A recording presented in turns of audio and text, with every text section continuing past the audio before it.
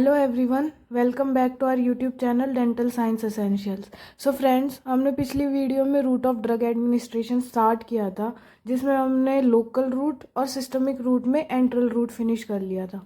अगर आपने अब तक वो वीडियो नहीं देखी है तो प्लीज़ जाइए और देखिए। आज हम स्टार्ट करेंगे सिस्टमिक रूट में पेरेंट्रल रूट, जिसमें पर का मतलब है बियॉन्ड और एंट्रल का मतलब है इंटेस्टिनल। मतलब वो ड्रग्स जो हम बियॉन्ड इंटेस्टाइन देंगे, मतलब अवे फ्रॉम जीआईटी देंगे, वो रूट पेरेंट्रल रूट होगा।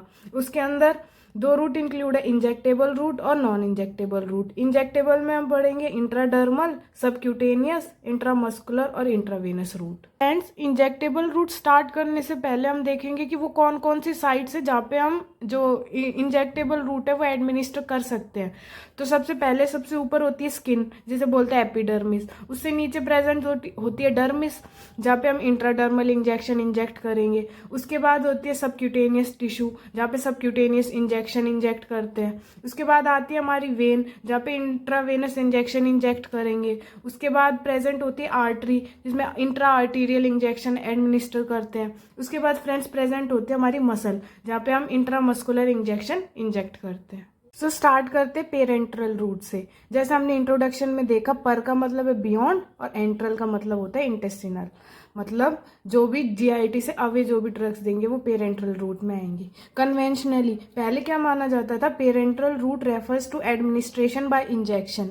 मतलब पहले ऐसा माना जाता था कि पेरेंट्रल रूट वो होता है जिसमें हम इंजेक्शन के थ्रू किसी भी ड्रग को एडमिनिस्टर करते हैं। जिससे क्या होता है, which takes the drug directly into tissue fluid और ब्लड। तो इंजेक्शन के थ्रू हम ड्रग को एडमिनिस्टर करते हैं और वो जो ड्रग है डायरेक्टली टिश्यू फ्लूइड या ब्लड में पहुंच जाती है। लेकिन हमें पता है इसमें नॉन इंजेक्टेबल रूट्स भी आते हैं पेरेंट्रल रूट में। तो सिंपली पेरेंट्रल रूट वो रूट होता है जिसमें ड्रग को हम जीआईटी वाले रूट को छोड़ के किसी भी दूसरे रूट से अगर ड्रग को एडमिनिस्टर कर रहे हैं, वो सब पेरेंट्रल रूट में इंक्लूड होगा। पेरेंट्रल रूट भी फ्रेंड्स फर्दर टू टाइप्स में डिवाइडेड है, इंजेक्टेबल और नॉन इंजेक्टेबल रूट में। तो हम स्टार्ट करते हैं इंजेक्टेबल रूट से। इसमें फर्स्ट है इंट्राडर्मल रूट। इसमें क्या होता है, drug is injected into layer of skin raising a bleb. इसका क्या मतलब है, स्किन की लेयर में, मतलब मैंने इमेज में दिखाया था, सबसे ऊपर होती है हमारी एपिडर्मिस, उसके नीचे होती है हमारी डर्मिस। तो जो इंट्राडर्मल इंजेक्शन है वो इसी डर्मिस में इंजेक्ट करते हैं। रेजिंग ए बेल्व का क्या मतलब है कि जो हमारी स्किन है ना, उसको थोड़ा सा उठा के फिर इस इंजेक्शन को इंजेक्ट करते हैं। इस रूट की डिसएडवांटेजेस भी हैं। Only a small amount can be administered by this route. तो इस रूट से सिर्फ हम स्मॉल अमाउंट ड्रग को एडमिनिस्टर कर सकते हैं, and it may be painful. और दूसरा डिसएडवांटेज है कि ये पेनफुल होता है। इसके एग्जांपल्स में आ रहा है बीसीजी वैक्सीन, जो ट्यूबरकुलोसिस के प्रोफाइलैक्सिस में हम देते हैं। सेकेंड है टेस्ट फॉर एलर्जी। मतलब कोई भी पेशेंट आया तो उसे हमें देखना है कि इस एंटीजन के प्रति वो एलर्जिक है या नहीं, तो उसमें भी हम उस एंटीजन को इंट्राडर्मली इंजेक्ट करते हैं एलर्जी के टेस्ट के लिए। थर्ड है ड्रग सेंसिटिविटी टेस्ट, कि ये पेशेंट किसी पर्टिकुलर ड्रग के प्रति सेंसिटिव है या नहीं, तो वो भी हम इंट्राडर्मल रूट के थ्रू ही देखते हैं। इंजेक्टेबल रूट में सेकेंड है फ्रेंड्स सबक्यूटेनियस रूट। तो जो एपिडर्मिस है फिर डर्मिस है, उसके बाद प्रेजेंट होता है हमारा सबक्यूटेनियस टिश्यू। तो सबक्यूटेनियस रूट में क्या करेंगे, the drug is deposited in the loose subcutaneous tissue of thigh, abdomen और आर्म। तो क्या करते हैं, इसमें ड्रग को डिपॉजिट करते हैं सबक्यूटेनियस टिश्यू। कहाँ के सबक्यूटेनियस टिश्यू में, थाई के, एब्डोमेन के या आर्म के। सो सबक्यूटेनियस रूट के एडवांटेजेस हैं, सेल्फ इंजेक्शन इज पॉसिबल। तो जो पेशेंट है वो सेल्फ इंजेक्ट कर सकता है इस जो सबक्यूटेनियस इंजेक्शन है उनको। क्यों? क्योंकि हमें इनके लिए डीप पेनिट्रेशन की जरूरत नहीं है, डर्मिस के नीचे ही हमें इंजेक्शन को इंजेक्ट करना है। सेकेंड है as it is less vascular. तो जो हमारा सबक्यूटेनियस टिश्यू होता है ना फ्रेंड्स, वो कम वस्कुलर होता है, मतलब उसमें जो ब्लड सप्लाई है वो बहुत कम होती है। उसकी वजह से क्या होता है, ड्रग का एब्जॉर्प्शन स्लो होगा। ड्रग का एब्जॉर्प्शन स्लो होगा तो वो ड्रग लॉन्ग एक्टिंग होगी, मतलब वो ड्रग लंबे टाइम तक वहां पे रहेगी और लंबे टाइम तक एक्ट करेगी। इसलिए ये भी इसका एक एडवांटेज है। थर्ड है फ्रेंड्स रिपोजिटरी और डिपोट प्रिपरेशन। इसका क्या मतलब है फ्रेंड्स, ऑयली सॉल्यूशन और aqueous suspension can be injected for prolong action. तो हमें किसी ड्रग का प्रोलॉन्ग एक्शन चाहिए तो उसका ऑयली सॉल्यूशन या जो एक्वस सस्पेंशन है ना, उसे सबक्यूटेनियस टिश्यू में हम इंजेक्ट कर सकते हैं। उसे बोलते हैं डिपोट प्रिपरेशन। क्या होता है फ्रेंड्स, ये अपनी एपिडर्मिस, ये है डर्मिस और ये है सबक्यूटेनियस टिश्यू। तो क्या करते हैं हम, जो लार्ज वॉल्यूम है ना ड्रग का, उसे यहाँ पे इंजेक्ट कर देंगे सबक्यूटेनियस टिश्यू में, इसे बोलते हैं डिपोट प्रिपरेशन। तो क्या होगा, अब धीरे धीरे यहाँ से ड्रग सिस्टमिक सर्कुलेशन में एब्जॉर्ब होती रहेगी और इसका जो एक्शन है वो प्रोलॉन्ग्ड हो जाएगा। इसका एग्जाम्पल है नॉरप्लांट फॉर कॉन्ट्रासेप्शन। सबक्यूटेनियस रूट में के डिसएडवांटेजेस में है, irritant drugs can not be injected. तो जो सबक्यूटेनियस टिश्यू में जो है ना, हम इरिटेंट ड्रग को इंजेक्ट नहीं कर सकते क्योंकि subcutaneous tissue is richly supplied by nerves. Subcutaneous tissue में वस्कुलर सप्लाई कम है लेकिन नर्व सप्लाई बहुत ज़्यादा है, तो इसलिए इरिटेंट ड्रग अगर हम इंजेक्ट करेंगे तो वो नर्व्स को डैमेज कर सकती है। सेकेंड है, in shock absorption is not dependable because of vasoconstriction. तो शॉक के केस में क्या होता है, वासोकॉन्स्ट्रिक्शन हो जाता है, तो उसमें जो एब्जॉर्प्शन है वो नॉन डिपेंडेबल हो जाता है। थर्ड है, ड्रग एब्जॉर्प्शन इज स्लो। तो जो सबक्यूटेनियस रूट है उससे जो ड्रग का एब्जॉर्प्शन है वो स्लो है, इसलिए हम इसे इमरजेंसी के सिचुएशंस में नहीं दे सकते। सबक्यूटेनियस रूट के जो एडमिनिस्ट्रेशन के एग्जांपल्स में है एड्रेनलिन, इंसुलिन और हिपेरिन। तो आपने इंसुलिन का तो बहुत कॉमन देखा होगा, जो डायबिटीज़ के पेशेंट होते हैं तो वो इंसुलिन के इंजेक्शन सबक्यूटेनियसली इंजेक्ट करते हैं। इंजेक्टेबल रूट में फ्रेंड्स हमारा थर्ड है इंट्रामस्कुलर रूट। इसमें क्या करते हैं, aqueous solution of A drug is injected into one of the large skeletal muscle. तो कुछ लार्ज स्केलेटल मसल है उनके अंदर हम एक्वस सॉल्यूशन है जो ड्रग का वो इंजेक्ट करते हैं। ऑयली और सस्पेंशन भी इंजेक्ट कर सकते हैं, लेकिन जो ऑयली और सस्पेंशन का जो एब्जॉर्प्शन है ना उस ड्रग का वो स्लो और स्टीडी होता है। तो जो लार्ज स्केलेटल मसल है जैसे डेल्टॉइड है, ट्राइसेप्स, ग्लूटियस मसल और रेक्टस फेमोरिस मसल। तो जो डेल्टॉइड मसल में है ना मोस्ट कॉमनली इंट्रामस्कुलर इंजेक्शन देते हैं। ट्राइसेप्स भी हमारे फोरआर्म में होती है और डेल्टॉइड भी फोरआर्म में प्रेजेंट होती है। ग्लूटियस हमारे बटॉक एरिया में प्रेजेंट होती है और रेक्टस फेमोरिस थाई में प्रेजेंट होती है। फ्रेंड्स, जो फीमेल्स होती है उसमें इंट्रामस्कुलर इंजेक्शन से जो ड्रग एडमिनिस्टर करते हैं ना वो डेल्टॉइड मसल में इजीली एब्जॉर्ब हो जाती है, मतलब इजीली उसमें से सिस्टमिक सर्कुलेशन में चली जाती है एज कम्पेयर टू ग्लूटियस में जब देते हैं। और जो रेक्टस फेमोरिस जो मसल है ना उसको हम प्रीफर करते हैं चाइल्ड के केस में। तो चिल्ड्रन में है ना जनरली थाई में इंजेक्शंस देते हैं इंट्रामस्कुलर। फ्रेंड्स, एक इंपॉर्टेंट नोट है, the volume of injection should not exceed 10 ml। तो हम इंट्रामस्कुलर इंजेक्शन से जो भी ड्रग इंजेक्ट करते हैं ना वो 10 ml से ज़्यादा नहीं होनी चाहिए, मतलब सिर्फ 10 ml ड्रग ही हम इंजेक्ट कर सकते हैं इंट्रामस्कुलर रूट के थ्रू। सो फ्रेंड्स, इंट्रामस्कुलर रूट के एडवांटेजेस में first, absorption is rapid as it is more vascular. Subcutaneous tissue क्या था, लेस वस्कुलर था, लेकिन मसल क्या होती है, मोर वस्कुलर होती है, तो इसमें जो एब्जॉर्प्शन है वो रैपिड होगा। Mild irritants can be injected. Subcutaneous tissue में हम माइल्ड इरिटेंट्स नहीं दे सकते क्योंकि वहाँ पे क्या होती है, नर्व्स की सप्लाई रिच होती है, लेकिन इंट्रामस्कुलर के थ्रू दे सकते हैं क्योंकि जो नर्व सप्लाई है ना, सेंसरी नर्व की जो यहाँ पे सप्लाई है मसल्स में वो कम होती है। थर्ड है फ्रेंड्स, डिपॉट प्रिपरेशन, सस्पेंशन और कॉलॉइड्स भी दे सकते हैं इस रूट के through. Depot preparation subcutaneous tissue में भी दे सकते हैं और इंट्रामस्कुलर टिश्यू में भी दे सकते हैं। सब इंट्रामस्कुलर जो रूट है उसके डिसएडवांटेजेस में है, इंट्रामस्कुलर इंजेक्शन में भी पेनफुल। तो जो इंट्रामस्कुलर इंजेक्शन है वो पेनफुल हो सकते हैं, may even result in abscess, और एब्सेस भी बन सकती है कि अगर इंजेक्शन साइट पे अगर कोई बैक्टीरिया वगैरह अगर एंटर कर जाए तो वहाँ पे एब्सेस फॉर्मेशन हो सकती है। Self administration not possible, unlike subcutaneous route. Subcutaneous में सेल्फ एडमिनिस्ट्रेशन कर सकते हैं लेकिन इंट्रामस्कुलर में नहीं कर सकते क्योंकि डीप पेनिट्रेशन की जरूरत पड़ती है, हमें मसल में इंजेक्ट करना है हमारा इंजेक्शन। फोर्थ डिसएडवांटेज है, should be avoided in anticoagulant treated patient as it can produce local haematoma. तो हमें जो इंट्रामस्कुलर रूट है ना उसे अवॉइड करना चाहिए जिन पेशेंट में एंटीकोगुलेंट थेरेपी चल रही है, क्योंकि वो क्या कर सकता है, मसल के अंदर जो ब्लड है ना वो जमा हो सकता है मसल में, इसलिए। फिफ्थ है, local infection and tissue necrosis are possible. तो इंट्रामस्कुलर रूट में लोकल इन्फेक्शन या टिश्यू नेक्रोसिस भी पॉसिबल। इंट्रामस्कुलर रूट से जो ड्रग एडमिनिस्टर करते हैं उनके एग्जांपल्स में है वैक्सीन्स, जैसे कोविशील्ड और डीपीटी वैक्सीन। कोविशील्ड वैक्सीन आपने ली होगी जो हमारे डेल्टोइड मसल में एडमिनिस्टर की गई थी। एंटीबायोटिक जैसे पेनिसिलिन जी। इंजेक्टेबल रूट में फ्रेंड्स हमारा सबसे इंपॉर्टेंट आ रहा है इंट्रावेनस रूट। इसमें क्या है, here drug is injected as a bolus और infuse slowly over hours into one of the superficial vein. तो इसमें क्या होता है, ड्रग को इंजेक्ट करते हैं बोलस के फॉर्म में या इन्फ्यूज करते हैं स्लोली कई घंटों के लिए, किसी भी सुपरफिशियल वेन में इंजेक्ट करते हैं ड्रग को बोलस के फॉर्म में या इन्फ्यूज करते हैं स्लोली कई घंटों तक। बोलस का मतलब होता है friends initial large dose is given, initial large dose is given मतलब अगर हमें स्टार्टिंग में एक बहुत ज़्यादा डोज चाहिए किसी भी ड्रग की तो बोलस के फॉर्म में इंजेक्ट कर देंगे उस ड्रग को इंट्रावेनस रूट से। जो ड्रग बोलस के फॉर्म में देते हैं फ्रेंड्स उसका एग्जांपल है हिपेरिन। हिपेरिन को क्या करते हैं, एक सूटेबल अमाउंट के व्हीकल में उसको डिजोल्व करते हैं और इंजेक्ट करते हैं स्लोली स्लोली।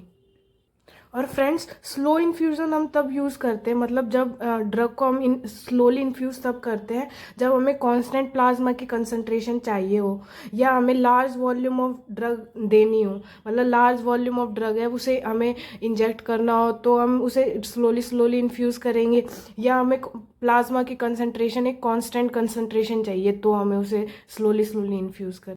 इसका एग्जाम्पल है फ्रेंड जैसे नॉर्मल सेलाइन या डीएनएस की जो बॉटल्स हम चढ़ाते हैं वो स्लोली स्लोली इन्फ्यूज़ करते हैं, वो भी 3-4 घंटे में वो पूरी इन्फ्यूज़ हो जाती है। सो फ्रेंड्स जब हम डायरेक्टली ड्रग को वेन में दे रहे हैं मतलब इंट्रावेनस एडमिनिस्ट्रेशन कर रहे हैं तो जो ड्रग है वो directly reaches the circulation and immediately available for action. तो ड्रग क्या है, डायरेक्टली सर्कुलेशन में पहुंच जाएगी और जो उस एक्शन के लिए इमीडिएटली अवेलेबल हो जाएगी। फ्रेंड्स इंट्रावेनस रूट के एडवांटेजेस में फर्स्ट है मोस्ट यूजफुल रूट इन इमरजेंसीज। तो हम डायरेक्टली सर्कुलेशन में दे रहे हैं ड्रग तो सबसे यूजफुल रूट है इमरजेंसी की सिचुएशन में। 100% बायो अवेलेबिलिटी है, बहुत इंपॉर्टेंट पॉइंट है। बायो अवेलेबिलिटी का मतलब है ड्रग अवेलेबल फॉर एक्शन, की कितनी ड्रग अवेलेबल है, ड्रग की कितनी अमाउंट अवेलेबल है एक्शन के लिए। तो इसे भी हम डिटेल में पढ़ेंगे फार्माकोकाइनेटिक्स में क्या होती है बायो अवेलेबिलिटी। थर्ड है large volume of solution can be given. Large volume है जो सॉल्यूशन की वो उन्हें भी दे सकते हैं, जैसे एग्जांपल है सेलाइन इन सीवियर डिहाइड्रेशन। जब हमें सीवियर डिहाइड्रेशन हो जाता है तो जो सेलाइन की बॉटल लगाते हैं तो वो लार्ज वॉल्यूम होते हैं तो उन्हें भी इस रूट के थ्रू हम दे सकते हैं। क्विक ऑनसेट ऑफ एक्शन, जैसा पता है सीधी ड्रग अगर सर्कुलेशन में पहुंच रही है तो वो इमीडिएटली अवेलेबल होगी एक्शन के लिए तो उसका ऑनसेट ऑफ एक्शन फास्ट है। Rapid dose adjustment are possible. इसका क्या मतलब है फ्रेंड्स कि अगर अनवांटेड इफेक्ट्स हो रहे हैं उस ड्रग के तो हम जो इन्फ्यूज़न है उसको स्टॉप कर देंगे। अगर हाई लेवल चाहिए उस ड्रग के तो हम इन्फ्यूज़न को बढ़ा देंगे। तो डोज एडजस्टमेंट सिर्फ इंट्रावेनस रूट के केस में ही हम कर सकते हैं। सो फ्रेंड्स इंट्रावेनस रूट के कुछ डिसएडवांटेजेस भी हैं। वो क्या है, once injected drug can not be withdrawn. एक बार अगर ड्रग हमने इंजेक्ट कर दी तो फिर हम उसे विड्रॉ नहीं कर सकते। अगर वो ड्रग इरिटेंट है या टॉक्सिक है तो हम उसे विड्रॉ नहीं कर सकते, ये इसका एक डिसएडवांटेज है। सेकंड है इरिटेशन ऑफ वेन्स में कॉज थ्रोम्बोफेल्बेटाइटिस। तो जो इरिटेशन है ना, वेन्स का इरिटेशन हो जाता है कई बार, उससे क्या होता है थ्रोम्बोफेलेबाइटिस हो जाता है। आइटिस का मतलब होता है फ्रेंड्स इन्फ्लामेशन, तो थ्रोम्बोफेलेबाइटिस का मतलब होता है इन्फ्लामेशन ऑफ वेन। थर्ड है friends self administration not possible. तो जो इंट्रावेनस रूट से हम खुद से एडमिनिस्टर कर नहीं सकते intravenous injection. Only aqueous solution can be given intravenously. सिर्फ एक्वस सॉल्यूशन ही हम देंगे इंट्रावेनस रूट से। Suspension oily solution and depot preparation can not be given. तो सस्पेंशन या ऑयली सॉल्यूशन या डिपोट प्रिपरेशन भी हम नहीं दे सकते इंट्रावेनस रूट से। सस्पेंशन या ऑयली सॉल्यूशन क्या करते हैं, हमारी जो वेन है उनको ऑक्लूड कर लेते हैं और थ्रोम्बोसिस कॉज कर सकते हैं, इसलिए only aqueous solution can be given. Intravenous route के एग्जांपल्स में फ्रेंड्स हिपेरिन जो एक एंटीकोगुलेंट है, इसे इंट्रावेनस रूट से एडमिनिस्टर करते हैं, और ऑक्सीटोसिन जो चाइल्ड लेबर के टाइम पे इंट्रावेनस रूट से एडमिनिस्टर करते हैं। फ्रेंड्स एक इंपॉर्टेंट पॉइंट है, पूछते हैं कि इंजेक्शन है और उनको किन किन एंगल्स पे हम इंजेक्ट करते हैं। तो फ्रेंड्स फर्स्ट है इंट्रावेनस इंजेक्शन को 25 डिग्री एंगल पे इंजेक्ट करेंगे। सेकंड इंट्रामस्कुलर इंजेक्शन को 90 डिग्री पे, मतलब जो हमारा सरफेस है उससे परपेंडिकुलरली इंजेक्ट करेंगे। सबक्यूटेनियस जो टिश्यू में जो इंजेक्ट करेंगे वो 45 डिग्री पे होना चाहिए हमारा जो इंजेक्शन है, और जो इंट्राडर्मल रूट से इंजेक्ट करेंगे उसमें 10 से 15 डिग्री एंगल होना चाहिए। फ्रेंड्स इसकी इमेज मैं आपको साइड में प्रोवाइड कर दूंगी। सो फ्रेंड्स, पेरेंट्रल रूट में हमने इंजेक्टेबल रूट फिनिश कर लिया। अब सेकंड है हमारा नॉन इंजेक्टेबल रूट। उसमें फर्स्ट है हमारा इनहेलेशनल रूट। इसमें क्या होता है, volatile liquid and gases are given by this route. इस रूट से हम वोलेटाइल लिक्विड और गैसेस को एडमिनिस्टर कर सकते हैं। वोलेटाइल लिक्विड जो एक्सपोजर पे लिक्विड से गैसियस फॉर्म में कन्वर्ट हो जाती है, या हम सॉलिड पार्टिकल को भी एडमिनिस्टर कर सकते हैं। वो ड्रग जो सॉलिड फॉर्म में है उन्हें भी एडमिनिस्टर कर सकते हैं इस रूट से। कैसे? Solution of drug can be atomized and fine droplets are inhaled as aerosols. Inhalational route से हम ड्रग की 3 फॉर्म्स को एडमिनिस्टर कर सकते हैं। पहला वॉलेटाइल लिक्विड, दूसरा गैसेस और तीसरा सॉलिड पार्टिकल। उसके बाद क्या होगा friends, this inhaled drugs and vapours में act on pulmonary epithelium and mucus membrane of respiratory tract and are absorb. तो फ्रेंड्स, जैसे ही हम इन ड्रग को एडमिनिस्टर करेंगे, ये इनहेल ड्रग या वेपर्स क्या होंगे, पल्मोनरी एपिथेलियम और म्यूकस मेम्ब्रेन है जो रेस्पिरेटरी ट्रैक में, उसमें एब्जॉर्ब हो जाएंगे। फ्रेंड्स, इनहेलेशनल रूट के एडवांटेजेस में फर्स्ट है ऑलमोस्ट इंस्टेंटेनियस एब्जॉर्प्शन। मतलब इंस्टेंट एब्जॉर्प्शन होगा। क्यों? Because of large surface area of lung. तो लंग का जो सरफेस एरिया है बहुत लार्ज होता है, इसलिए जो एब्जॉर्प्शन है वो इंस्टेंटेनियस होगा। फर्स्ट पास मेटाबॉलिज्म अवॉइड हो जाएगा इसमें। Small doses are needed, drug deliver directly to target. इसमें जो इनहेलेशनल रूट से जो हम ड्रग एडमिनिस्टर करेंगे उसकी स्मॉल डोजेस की हमें जरूरत पड़ेगी। क्यों? क्योंकि जो ड्रग है ना वो डायरेक्टली टारगेट पे हम डिलीवर कर रहे हैं।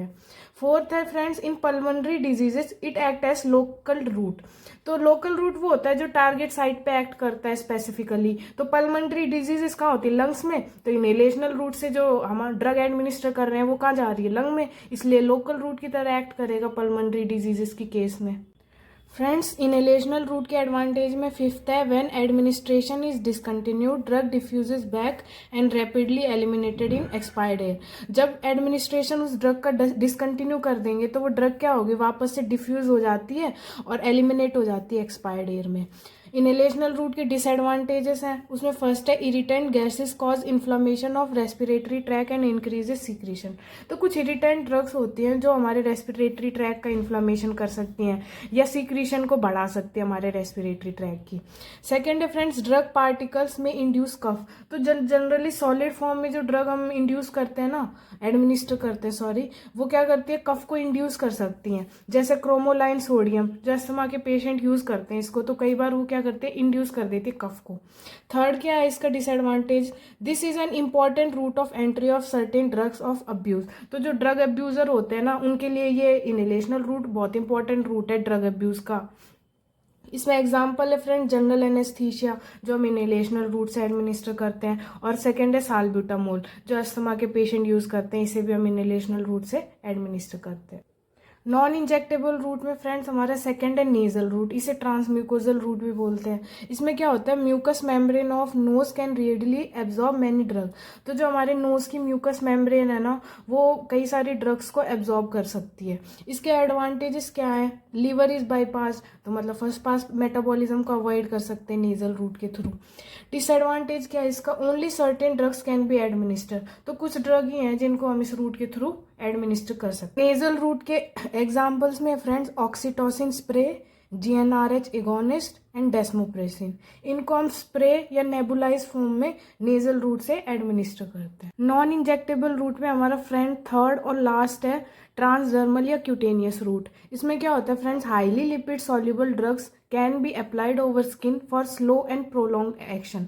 तो इसमें क्या होता है, वो जो हाईली लिपिड सॉल्युबल ड्रग होती है ना उनको स्किन के ऊपर अप्लाई करते हैं जिससे स्लो और प्रोलॉन्ग्ड एक्शन होता है। मतलब धीरे धीरे वो ड्रग एब्जॉर्ब होगी और उसका ड्यूरेशन ऑफ एक्शन इंक्रीज हो जाएगा। लिपिड इनसॉल्युबल ड्रग को इस रूट के थ्रू हम एडमिनिस्टर नहीं कर सकते। नेक्स्ट है forms of transdermal drug delivery. तो जो ट्रांसडर्मल ड्रग डिलीवरी की क्या क्या फॉर्म्स हो सकती हैं, तो इसमें इनक्शन, आयोंटोफोरेसिस, जेट इंजेक्शन या डर्मोजेट, और फोर्थ है एडहेसिव यूनिट्स। इनक्शन में क्या होता है friends, a drug is rubbed on the skin get absorb to produce systemic effect, उसे हम इनक्शन बोलते हैं। आयोंटोफोरेसिस क्या होता है, इसमें क्या करते हैं friends, galvanic current is use for bringing about penetration of lipid insoluble drug into deeper tissue. तो क्या करते हैं इसमें गैल्वेनिक करंट का यूज करते हैं पेनिट्रेशन के लिए, लिपिड इनसॉल्युबल ड्रग का। इसमें क्या कर, लिपिड सॉल्युबल ड्रग का नहीं, लिपिड इनसॉल्युबल ड्रग का के पेनिट्रेशन के लिए हम गैल्वेनिक करंट का यूज करते हैं। इसका एग्जांपल है फ्रेंड्स फ्लोराइड आयोनटोफोरेसिस, जो हम डेंटल हाइपरसेंसिटिविटी के केस में के ट्रीटमेंट में यूज करते हैं। थर्ड है फ्रेंड्स जेट इंजेक्शन या डर्म। इसमें क्या करते हैं, a high velocity jet of drug solution is projected from a fine orifice using a gun. सबसे इंपॉर्टेंट है हमारा फोर्थ वाला एडेसिव यूनिट, जिसे हम डिटेल में पढ़ेंगे। सो स्टार्ट करते हैं एडेसिव यूनिट। इसे ट्रांसडर्मल थेराप्यूटिक सिस्टम भी बोलते हैं। इसमें क्या होता है, drug is administered in the form of A patch और ऑइंटमेंट। ड्रग को पैच या ऑइंटमेंट की फॉर्म में एडमिनिस्टर करते हैं हम। That delivers the drug into systemic circulation. उससे क्या होगा, पैच या ऑइंटमेंट से जो ड्रग है वो क्या है, सिस्टमिक सर्कुलेशन में डिलीवर हो जाएगी। किसके थ्रू, स्ट्रेटम कॉर्नियम के थ्रू। इसका क्या मतलब है कि स्किन है, हमारी स्किन है, उसमें सबसे ऊपर वाली लेयर है स्ट्रेटम कॉर्नियम। तो क्या होता है, पैच के फॉर्म में ऑइंटमेंट के फॉर्म में हम ड्रग को डिलीवर करते हैं। तो इस स्ट्रेट स्किन को क्रॉस करके जो लिपिड सॉल्युबल ड्रग है ना, वो सिस्टमिक सर्कुलेशन में पहुंच जाती है। सेकेंड, इसमें drug is delivered at the skin surface by diffusion for per percutaneous absorption into circulation. So friends, इस पॉइंट का मतलब है कि जो ड्रग है ना, पैच से स्किन के थ्रू कैसे एंटर कर रही है सिस्टमिक सर्कुलेशन में। तो प्रोसेस है वो डिफ्यूजन प्रोसेस के थ्रू। तो ड्रग पैच में से डिफ्यूज करती है, स्किन को क्रॉस करती है और सिस्टमिक सर्कुलेशन में पहुंच जाती है। नेक्स्ट है कि किन किन साइट पे हम एडेसिव यूनिट्स को दे सकते हैं, मतलब अप्लाई कर सकते हैं। तो चेस्ट पे, एब्डोमेन पे, अपर आर्म पे, बैक पे, मेस्टॉइड रीजन पे या स्क्रोटम पे। तो मतलब ये पैच फॉर्म में होगा और इन साइड पे इनको अप्लाई कर सकते हैं। सो फ्रेंड, जो एडेसिव पैच है या जो एडेसिव लेयर है ना, उनमें कौन कौन सी लेयर प्रेजेंट होती हैं। तो सबसे पहली होती है बैकिंग फिल्म, फिर होती है ड्रग रेजर्वोयर, जिसमें ड्रग रिजर्वोयर के फॉर्म में रहती है। थर्ड है रेट कंट्रोलिंग माइक्रोपोर मेम्ब्रेन होती है। फोर्थ होती है एडेसिव लेयर। एडेसिव लेयर में थोड़ी प्राइमिंग डोज होती है, मतलब प्राइमरी डोज, थोड़ी सी डोज उस ड्रग की अवेलेबल होती है। फिफ्थ होती है आउटर लेयर, जिसे हम पील ऑफ कर देते हैं।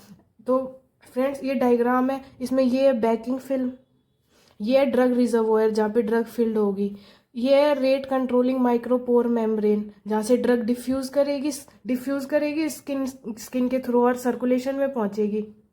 फोर्थ है adhesive layer with priming dose. तो ये अडेसिव लेयर जिसमें प्राइमरी डोज प्रेजेंट होगी। फ्रेंड्स, मैंने इसकी आउटर लेयर नहीं बनाई क्योंकि हमने इसको स्किन के ऊपर अप्लाई कर दिया। ये हमारी फ्रेंड्स स्किन है और ये हमारी कैपिलरीज हैं, जो स्किन के नीचे ब्लड वेसल्स जो कैपिलरीज जो प्रेजेंट होंगी। एंड बैकिंग फिल्म क्या करती है, ड्रग रिजर्वोयर को कंटेन करती है। उसके बाद ड्रग रिजर्वोयर में ड्रग जो हमारी है वो फिल होती है। उसके बाद रेट कंट्रोलिंग माइक्रोपोर मेम्ब्रेन से क्या होता है, ये जो ड्रग है ना, वो धीरे धीरे इन पोर्स के थ्रू स्किन में जाती रहती है। फिर यहाँ स्किन में डिफ्यूज होने के बाद फ्रेंड, यहाँ पे इसके एक अडेसिव लेयर भी होती है जिसमें प्राइमरी डोज होती है। उसके बाद ये स्किन में पहुंचने के बाद फ्रेंड कैपिलरीज होती है, उसमें एब्जॉर्ब हो जाती है और सिस्टमिक सर्कुलेशन में पहुंच जाती है। सो फ्रेंड्स, इन एडेसिव यूनिट्स के एडवांटेजेस क्या क्या है। Duration of action is prolong. तो क्योंकि ड्रग क्या है, वो थोड़ी थोड़ी करके अब्जॉर्ब हो रही है स्किन के थ्रू, डिफ्यूज हो रही है थोड़ा थोड़ा, इसलिए ड्यूरेशन ऑफ एक्शन क्या हो रहा है, बढ़ गया। सेकेंड क्या है, सेल्फ एडमिनिस्ट्रेशन पॉसिबल है। थर्ड है patient compliance is good. Fourth है provide constant plasma concentration of drug. तो ये जो रेट कंट्रोलिंग माइक्रोपोर मेम्ब्रेन है, ये क्या कर रही है, एक कांस्टेंट अमाउंट ड्रग का है ना स्किन तक पहुंचा रही है। तो इससे क्या है कि जो कैपिलरी में जो ड्रग पहुंचेगी वो भी कांस्टेंट अमाउंट पहुंचेगी। इसलिए क्या है, it provides constant plasma concentration of drug. First pass metabolism is avoided. Sixth है friends, systemic side effects are less. तो इस जो रूट है, ये वाला रूट, इसमें जो सिस्टमिक इफेक्ट्स हैं वो भी कम आएंगे। एडेसिव यूनिट्स के डिसएडवांटेजेस हैं। फर्स्ट है can cause irritation to skin. तो पहला तो यही है कि वो हम उसे स्किन पे अप्लाई कर रहे हैं तो कुछ इरिटेंट ड्रग्स क्या कर सकती हैं, इरिटेट कर सकती हैं स्किन को। ये जो पैच है, एडेसिव पैचेस जो आते हैं वो एक्सपेंसिव होते हैं थोड़ा। Large doses of drug can not be loaded into system.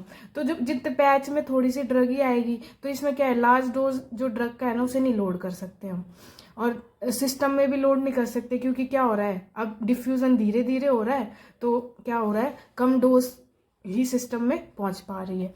इसके एग्जाम्पल है नाइट्रोग्लिसरीन पैच, जो प्रोफाइलैक्सिस ऑफ एंजाइना में यूज करते हैं। एंजाइना पेक्टोरिस का जो पेन होता है ना, उसके प्रिवेंशन में नाइट्रोग्लिसरीन पैच का यूज करते हैं। सेकेंड है हायोसिन या स्कोपामीन पैच, ये मोशन सिकनेस के केसेस में पैच के फॉर्म में यूज करते हैं। क्लोनिड्रीन पैच, जो हाइपरटेंशन के जो पेशेंट होते हैं ना, वो इन पैचेस को यूज कर सकते हैं। फ्रेंड्स, इसी के साथ हमारे रूट्स ऑफ ड्रग एडमिनिस्ट्रेशन खत्म होता है। आई होप ये वीडियो आपके लिए बहुत हेल्पफुल होगी। अगर आपको कोई भी डाउट हो या कोई भी सजेशन हो तो आप हमें कमेंट सेक्शन में कमेंट कर सकते हैं। अगर आपको वीडियो अच्छी लगी हो तो लाइक, शेयर एंड सब्सक्राइब करना ना भूलें। Until then, take care, bye bye.